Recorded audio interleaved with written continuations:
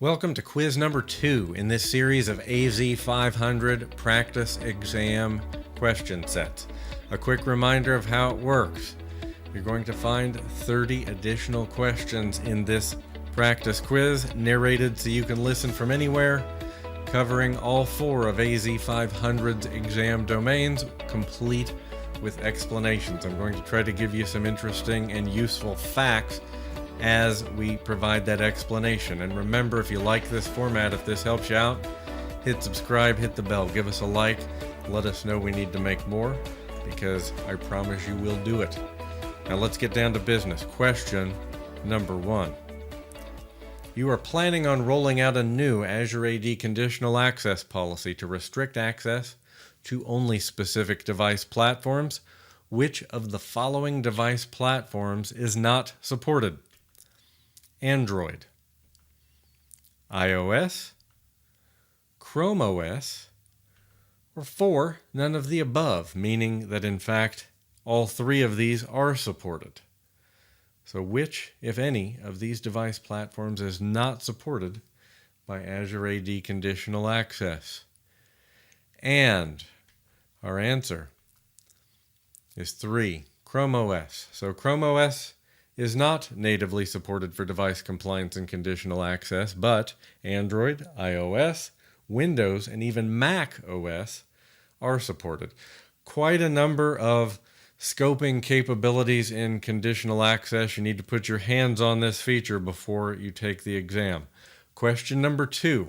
You can configure an Azure AD conditional access policy for specific client applications, such as Microsoft Word. True or false? So I can configure an Azure AD conditional access policy for specific client applications. True or false?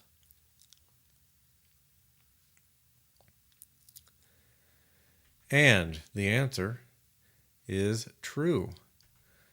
We can configure conditional access to be scoped for a specific app or apps. We can limit it to client devices, scope based on sign-in risk, and even more. Question 3. Microsoft Azure AD Identity Protection evaluates risk associated with 1. Users and sign-in attempts. Users. 3. Users and devices. Or 4. Users, sign-in attempts, and devices. Which of these does Azure AD Identity Protection use to evaluate risk?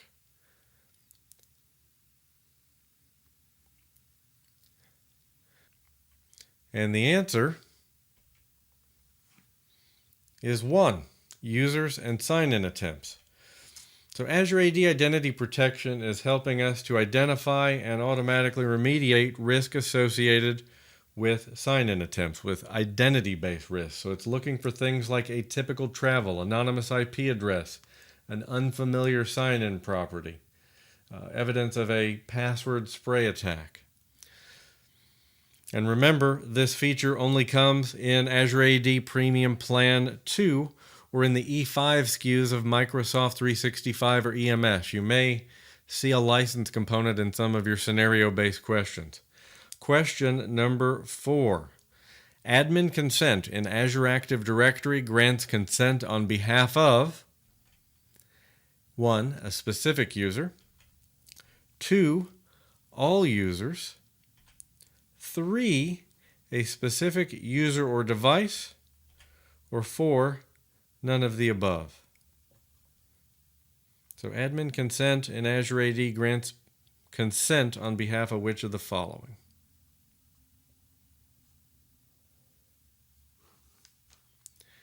And the answer is 2. All users. So admin consent grants consent on behalf of all users. It's tenant-wide. And additionally, admins can control the scope of a user's ability to consent, what we call user consent, including limiting a user's permissions they may consent to, or optionally disabling a user's ability to consent altogether. Question 5. Azure AD Connect is used to configure which of the following identity models? 1. Cloud only. 2. Synchronized and federated. 3. Synchronized. Or 4. All of the above. So Azure AD Connect is used to configure which of the following identity models? Is it cloud only, synchronized and federated, synchronized, or all of these? And the answer is synchronized and federated.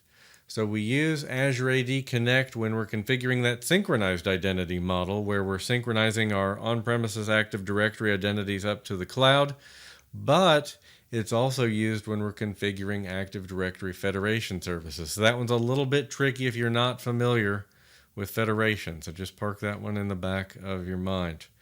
All right, number 6. Security groups and Microsoft 365 groups can both be used to secure Azure resources. True or false? If you're not familiar with Microsoft 365 groups, those used to be called Office 365 groups. They got a bit of a rename in the branding change. And the answer is true. So in fact, both Microsoft 365 groups and security groups can be used to secure resources, but Microsoft 365 groups also include additional functionality that makes it easy to enable collaboration. Question 7. You can configure access reviews in privileged identity management to be self-completed by the eligible members of the privileged roles. True or false?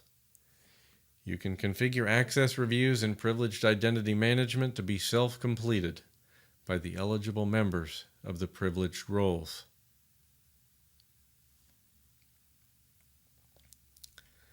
And the answer is true. You can assign designated reviewers, you can have the owners do the review, or you can assign eligible role members. And incidentally, you can also configure the effect to their role eligibility when a self-reviewer fails to respond. You can opt to leave their permissions in place or even revoke their permissions if they don't respond to your request for that self-audit. Question 8. You need to block outbound internet traffic from Azure VMs while allowing global access to Azure Storage with minimum administrative effort. Which technology will you use? Microsoft Cloud App Security, Network Security Groups, Application Security Groups, or Azure Application Gateway?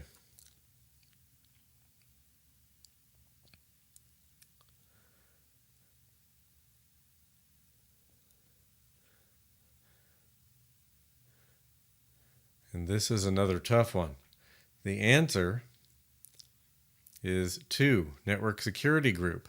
So NSG service tags allow you to block outbound access to the internet, but still allow access to Azure Storage in the same region for diagnostics and metrics.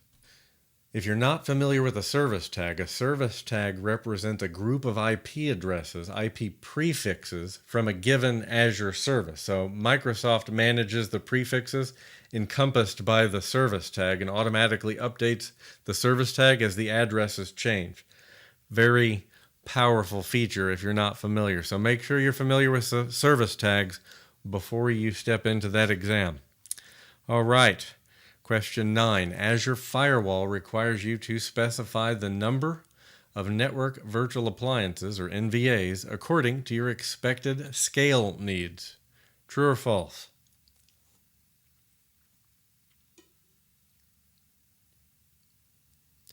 Azure Firewall requires you to specify the number of NVAs to support your expected scale. True or false? And our answer is false. So high availability and auto scale are built into the service. There's no need to specify your NVA count at deployment time. Number 10. Azure VMs can communicate across VNets, aka virtual networks, by default. True or false? So Azure VMs can communicate across VNets by default. True or false? Wide variety of potential networking questions on AZ-500, and here is our answer. It is false. So VMs on subnets within the same VNet have connectivity. However, communication between VMs across VNet when they're connected to separate virtual networks requires either VNet peering or VPN connectivity. That one's a little tricky. Make sure you know your default connectivity options. Question 11. You plan to secure remote access from your on-premises network to your Azure Kubernetes service instance with a minimum of network latency and maximum security. Which solution will you choose? 1. Site-to-site VPN. 2. Point-to-site VPN. 3. Azure VNet peering. Or 4. Azure ExpressRoute. So which of these networking options is going to give us fastest and most secure connectivity from on-premises to our AKS instance in Azure? And the answer is 4, Azure ExpressRoute. So Azure ExpressRoute does not use the public internet, thus increasing security and control over network performance. Number 12. VMs included in an application security group cannot be located in different Azure regions. True or false? VMs included in an application security group cannot be located in different Azure regions. True or false? And the answer is true.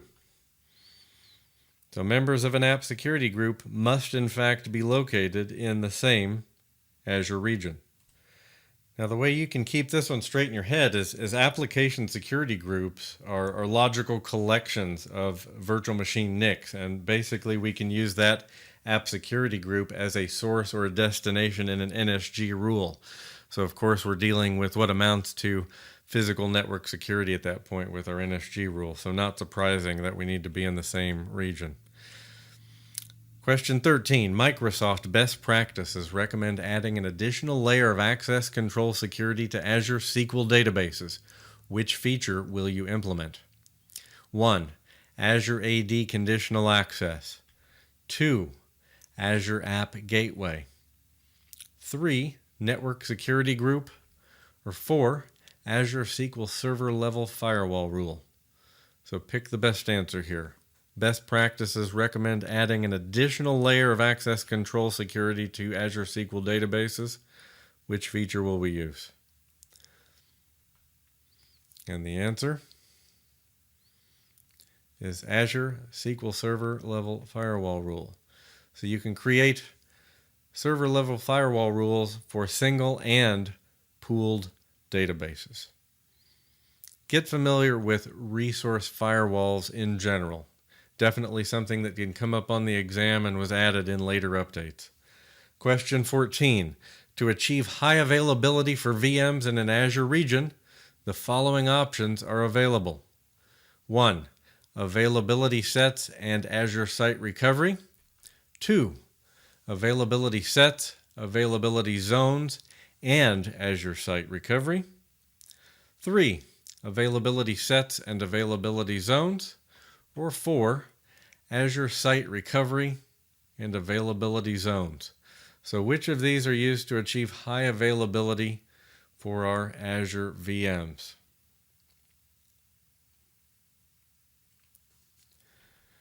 And the answer is 3, Availability Sets and Availability Zones. So both availability sets and availability zones are focused on high availability in a region.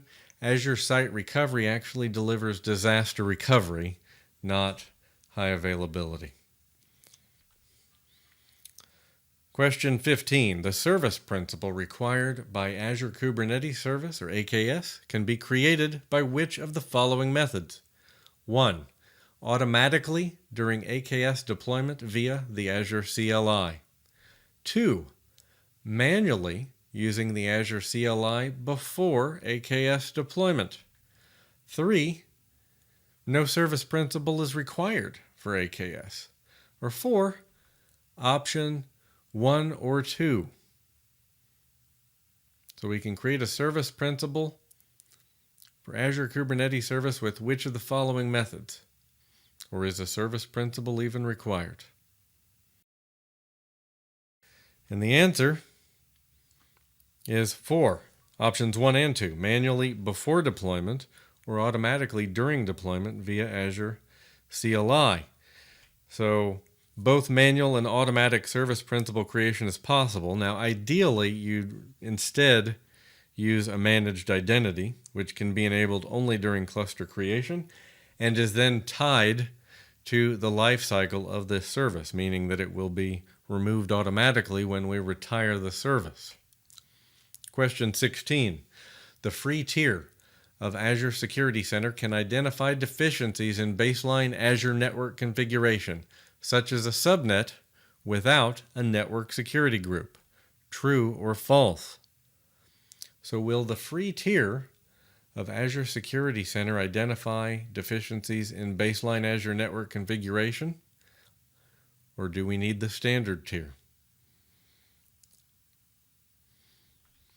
And the answer is true. So the free tier of ASC does in fact identify configurations that deviate from best practices for network resources, as well as for storage, compute, and a variety of other services. Question 17. The free tier of Azure Security Center allows you to change the default policy to disable checks that you wish to ignore. True or false? So the free tier of Azure Security Center allows you to change the default policy to disable checks that you wish to ignore. True or false? And the answer is true. You can, in fact, change the default Security Center policy settings even in the free tier. Question 18. Just-in-time VM access allows the requester to specify duration of access up to the configured maximum. True or false? So just-in-time or JIT VM access, which we configure in Azure Security Center, allows the requester to specify the duration of access they need up to the maximum. True or false? And the answer is true. So that's great because the requester can tell us what they need. So if the maximum is configured for 8 hours and they only need 1, the requester can specify, I need 1 hour of RDP access to that virtual machine. Question 19. Azure Security Center recommendations are listed in descending order of the severity of the security vulnerabilities they address. True or false? Security Center recommendations are listed in descending order by the severity of the vulnerabilities they address. True or false? And the answer is false. Alerts are actually listed in descending order of the point value to the security score. Question 20. Which of the following solutions features automated security investigations? 1. Microsoft Defender ATP. 2. Azure Security Center. 3. Azure Monitor. Or 4. Azure Sentinel. Which of these solutions features automated security investigations?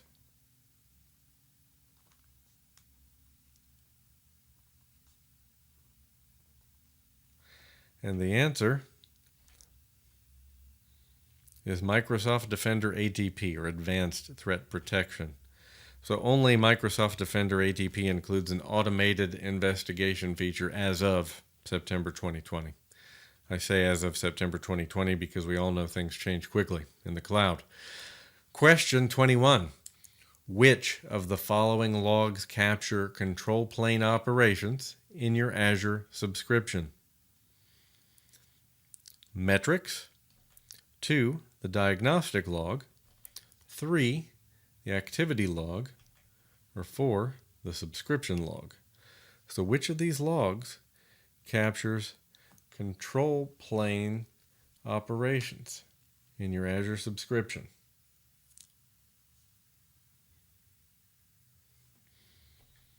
And the answer is 4, activity log. So the activity log gives us information about Azure Resource Manager control plane operations like create, update, and delete operations. Know your logs before you go into the exam for sure. Question 22. When you don't know how long you need to retain data in a blob in Azure Storage, you can configure a legal hold. True or false? So if I need to retain data in a blob in an Azure Storage account, can I configure a legal hold? True or false?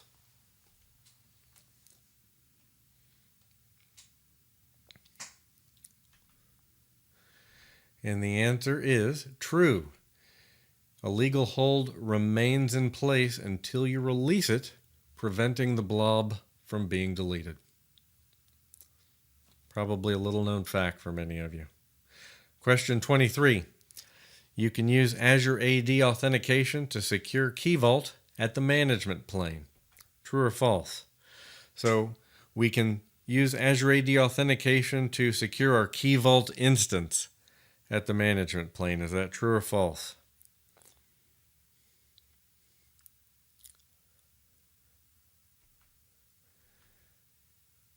And the answer is true. You can secure a Key Vault instance using Azure AD authentication. That's the management plane. At the data plane, where our secrets, our passwords, our keys, and other secrets live, those are secured using access policies. And that's the data plane. So management plane, Azure AD authentication, data plane, access policies. Question 24. Azure Security Center uses Azure Policy to configure default monitoring and remediation behaviors. True or false?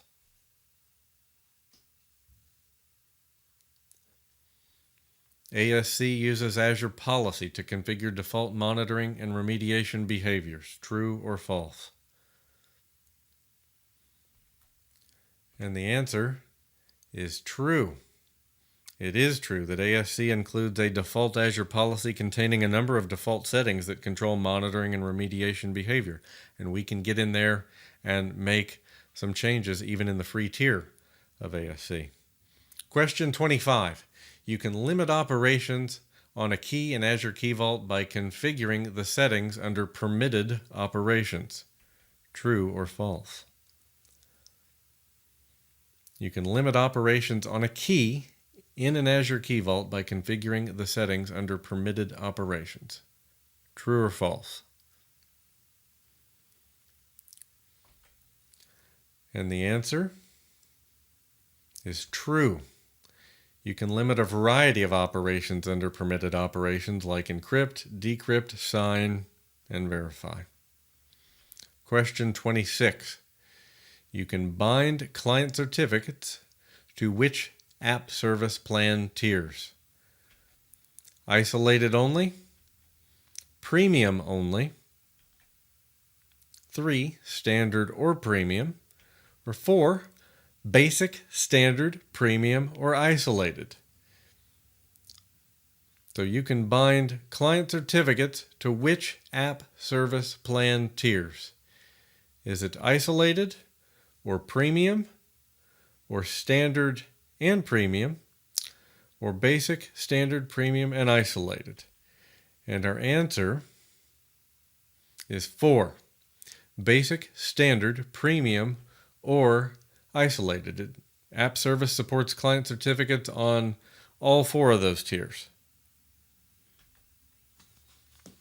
Question 27.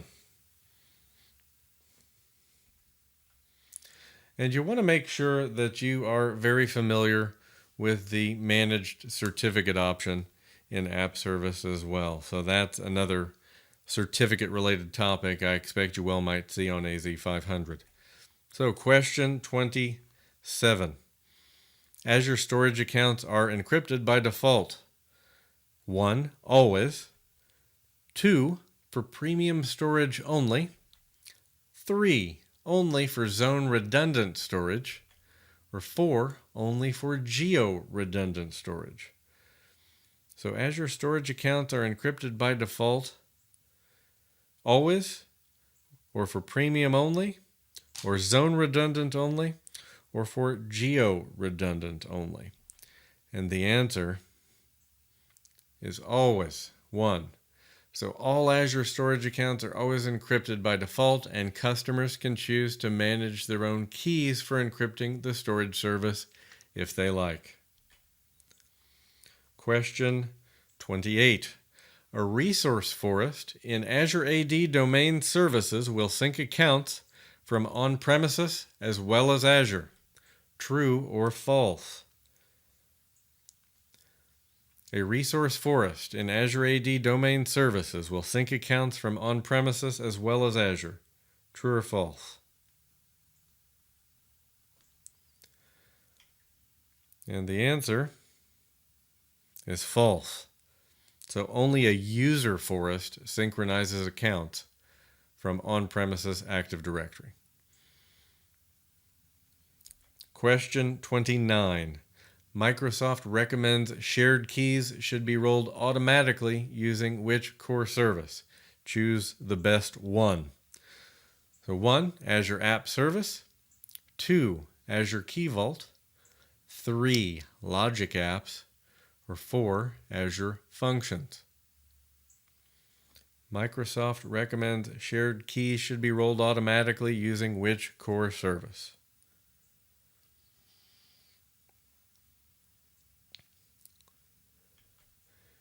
And the answer is 2, Azure Key Vault.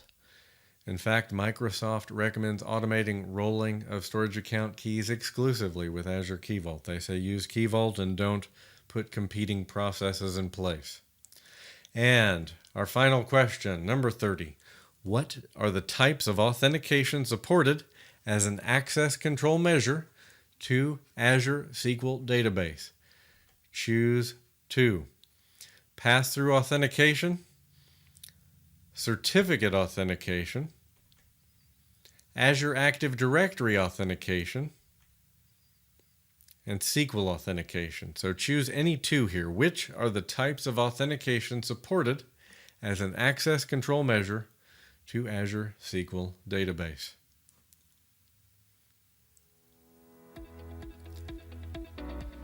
And the answer is 3, Azure Active Directory authentication, and 4, SQL authentication. So you can use traditional SQL authentication, which is a user and a password, or enable Azure AD authentication. Your apps can use a connection string, and in a connection string scenario, they'll generally be leveraging SQL authentication under the hood. And there we have it. That's it for quiz number 2. Again, you like the format, give us a subscribe, hit the bell, give us a like, and thanks for watching. We'll see you next time.